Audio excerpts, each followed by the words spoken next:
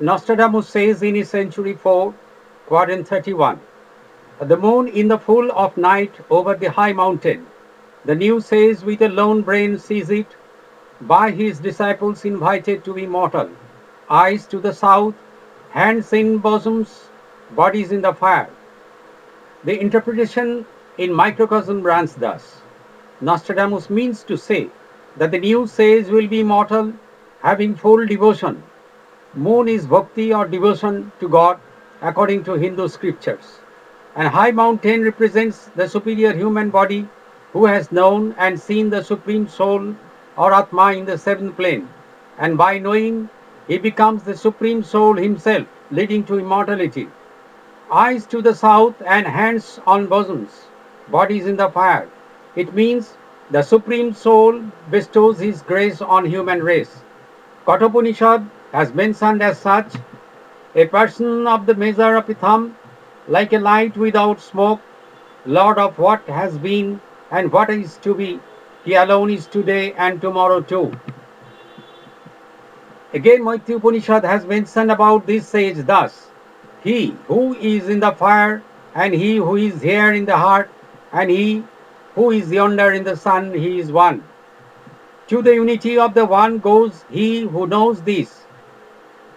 Jibankrishna Diamond discussed on 15/12/1960 as such. Upanishad is saying, take me from mortality to immortality.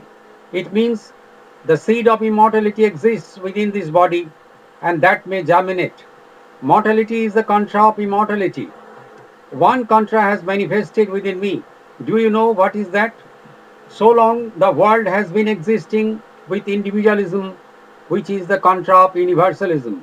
And when this universalism has manifested spontaneously, then immortality can also be manifested within a human being.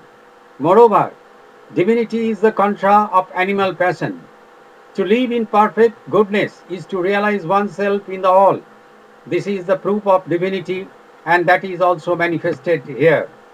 Listen to a dream of Ceylon.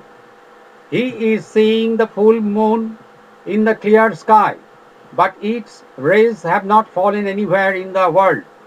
This has only fallen on me and confined fully. Its interpretation is this thus: full rays of moon, which means full calms or immortality, is confined on me. Mortality is non pleasant, immortality is pleasant.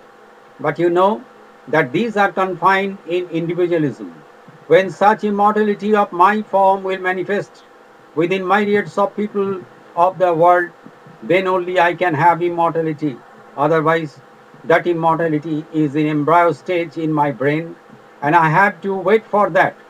But if I expire, then again back to pavilion. Will somebody come to revive? Kathopanishad says in this aspect, a person of the measure of a thumb in the inner soul, ever seated in the heart of creatures, him one should draw out from a need with firmness, him one should know as the pure, the immortal, yeah, him one should know as the pure, the immortal. In this context, an interesting dream seen by Mrs. Renu Kejriwal may be mentioned here. On January 13, 2012, she saw like this, which is narrated by herself. At 3 p.m., I saw in my dream that I had gone to the Stone Age and was roaming here and there.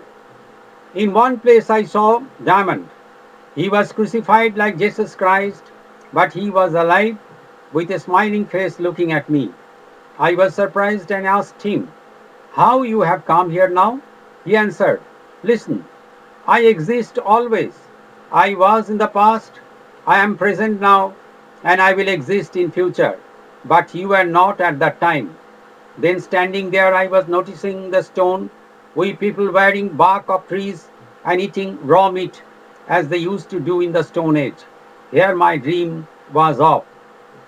The dream indicates the immortality of the person who has attained godhood. Here, Shetasatar Upanishad has mentioned that God, the all-worker, the great soul, ever seated in the heart of creatures, is framed by the heart, by the thought, by the mind. They who know that becomes immortal. Here, Diamond's version will be noteworthy. On November 16, 1958, he discussed about immortality. I am saying that I shall live forever. Vedas have mentioned free of sorrow, death, and disease. And this forever means unless the whole human race see my form. Why I am saying so? Death is the prejudice of every human being, and it is destined. But now I have become free of it. The meaning of birth and death run simultaneously, but I am not accepting it.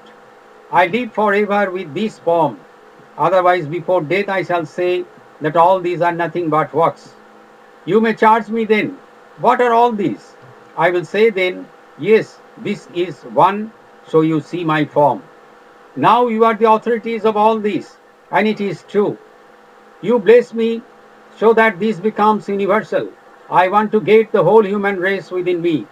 People may call me insane, but actually I am in a cool brain.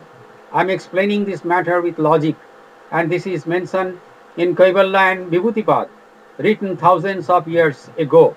We cannot still conceive the final conclusion of this phenomenon, though there must be an effect of it, and in future we can see it.